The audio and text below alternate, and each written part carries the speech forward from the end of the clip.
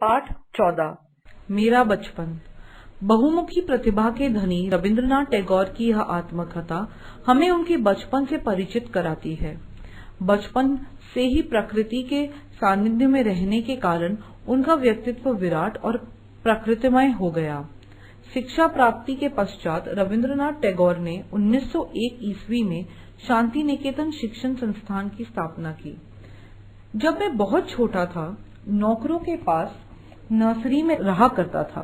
उन दिनों धनी परिवारों के लिए यह सामान्य बात थी। बच्चे अपनी माँ को रात में ही देख सकते थे। बीमार होने पर पिता से उनकी मुलाकात और भी कम होती थी। नौकर ही उनकी देखभाल करते और कहानियां सुनाते थे। एक ऐसा ही नौकर मेरे यहाँ था, जिसका नाम ब्रजेश्वर था। उसके केश और दाढ़ी भूरे रंग के थे। चेहरे की चमड़ी सूखी और तनी हुई थी। स्वभाव से गंभीर था। सोच समझकर बातें करता था। मैंने सुना था कि पहले वह गांव के किसी स्कूल में पढ़ाया करता था। छुआछूत के मामले में वह बहुत कठोर था। नहाने के लिए तालाब में जाता तो डुबकी लगाने से पहले पानी को 5-6 बार इधर उधर हटाता। नहाकर लौटते समय वह रास्ते पर इतनी सावधानी से चलता कि कोई छूत उसे न लग जाए। खाने के मामले में वह बहुत लालची था। हम बच्चों की थाली में पूरा खाना कभी नहीं परोसता था। दूर बैठकर पूरी हिलाता रहता और पूछता, तुम्हें और चाहिए? उसके पूछने का अंदाज कुछ ऐसा होता था कि मैं न ही कहता। एक बार न कहने के बाद हाँ कहने का मौका न देता। दूध के कटोरे भी उसे बहुत पसंद थे। मुझे तो दूध पसंद ही नहीं था। इस तरह कम खाकर भी मैं कमजोर नहीं, ताकतवर ही था। कभी बीमार भी नहीं पड़ता। पेट दर्द किसे कहते हैं यह मैं नहीं जानता था। कभी स्कूल जाने का मन न होता, तभी पेट दर्द के बहाने किया करता था। इससे मेरी माँ परेशान नहीं होती थी। मुस्कुराकर कहती थी, स्कूल मत जाओ। नौकर मुझे रामायण की कहानियां भी सुनाया करते थे। इन कहानियों के आधार पर हमें बांधा भी करते थे। जब उन्हें अपने काम से बाहर जाना होता तो मुझे जंगलेदार खिड़की के पास बिठाकर खड़िया के चारों ओर लकीरें खींच देते। फिर कहते, छोटे मालिक, इसके बाहर नहीं निकलना। तुम तो जानते ही हो कि लक्ष्मण की खींची रेखा से बाहर निकलने पर सीता मैया का क्या हाल हुआ था। भयानक राक्षस उन्हें पकड़कर ले गया था, याद है ना? मुझे घेरे में बांधकर नौकर चले जाते। मैं खिड़की के बाहर तालाब और बड़े से बरगद के पेड़ को देखता, घंटों बैठा रहता। वहीं से मैंने चीजों को ध्यान से देखना और उन्हें अपनी यादों में संजोना सीखा। थोड़ा बड़ा होने पर मुझे नौकरों की देखभाल से अलग कर दिया गया। फिर अपने भाई बहनों से मिलने जुलने के मौके मिलने लगे। मैं अपने पिता की 14वीं संतान था। मेरे कई भतीजे और भांजे भी मुझसे बड़े थे। बड़ी बहन का लड़का सत्य और सौमेंद्र मेरे रोज के साथी थे। सत्य मुझे एक बात के लिए हमेशा डराता रहता था, शांति निकेतन कभी मत जाना। मुझे आश्चर्य होता, क्यों नहीं जाना? पिताजी वहां जाते हैं, वहां उनका मकान है। सत्य कहता, लेकिन वहां का सफर बहुत खतरनाक है।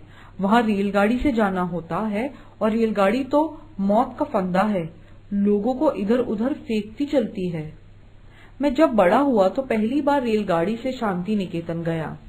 जब जाना रेल की यात्रा वैसी भयानक नहीं थी जैसी सत्य ने बताई थी। मुझे पढ़ाने एक मास्टर जी आया करते थे। मैं तब 8 साल का था। एक बार बरसात का मौसम था। सड़कों पर पानी भर गया था। मैं चाह रहा था कि मास्टर जी न आ पाए, लेकिन मेरी तमाम उम्मीदों को मिट्टी में मिलाते हुए सड़क की मोड़ पर उनका पैबंद लगा काला छाता दिख ही पड़ा था। अब कोई उपाय नहीं था। मुझे नींद भी आने लगी थी। अजीब बात यह थी कि उनके जाते ही मेरी आंखों से नींद गायब हो गई थी। शुरू में स्कूल जाने का मेरा बहुत मन करता था। सुबह सत्य और सौमेंद्र को गाड़ी से स्कूल जाते देख मैं भी रोता गिड़गिड़ाता। आखिर मुझे भी स्कूल भेजा गया। घर पढ़ाने वाले मास्टर जी बहुत नाराज हुए। उन्होंने मुझे डांटते हुए कहा, अभी तुम स्कूल जाने के लिए जिद कर रहे हो, वह दिन भी जल्दी आने वाला है। जब तुम, और सचमुच वह दिन जल्दी आ ही गया। पहले ही दिन से मुझे स्कूल से नफरत हो गई। प्रकृति और खुले आकाश से दूर एक अलग कमरे में बंद होकर पढ़ना मुझे खराब लगता था। मैं स्कूल से छुट्टी के समय सोचता, जो मुंशी जी मेरे भाइयों को अरबी फारसी पढ़ाते थे, उनसे छुट्टी के लिए क्लास टीचर को अर्जी लिखवाने की विनती करता। लेकिन स्कूल में विज्ञान और चित्रकारी में मुझे मजा आता था। उन्हीं दिनों में कविता भी लिखने लगा।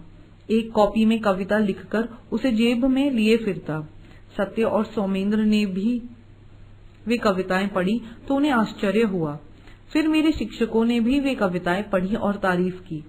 वह बात पिताजी के पास भी पहुंची। उन्होंने कविताएं देखी और मुस्कुरा पड़े।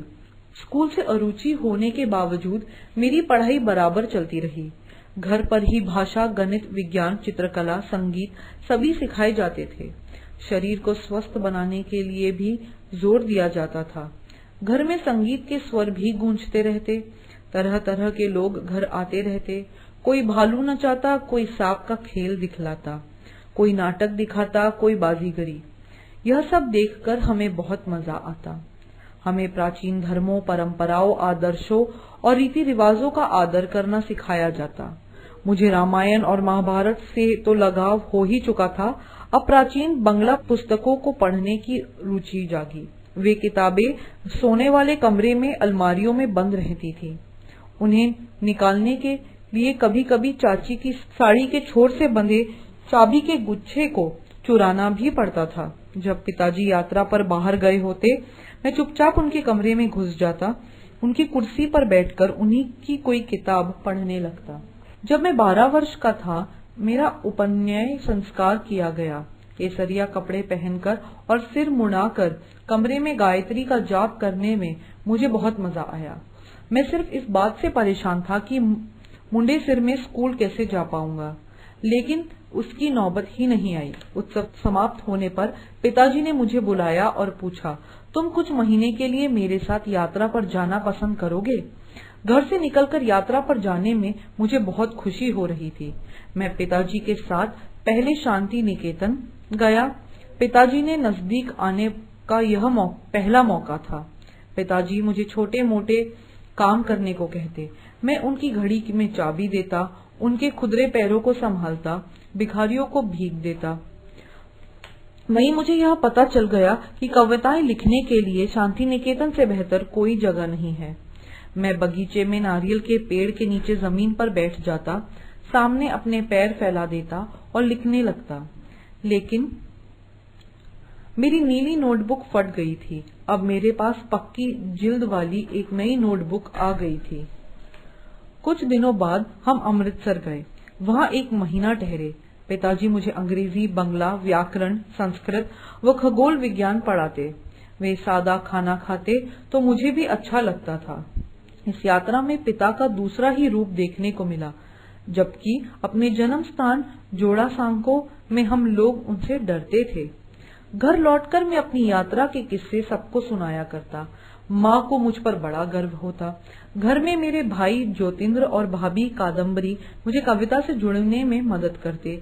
माँ की मृत्यु के बाद बड़ी बहन सौदामिनी मेरा ध्यान रखने लगी।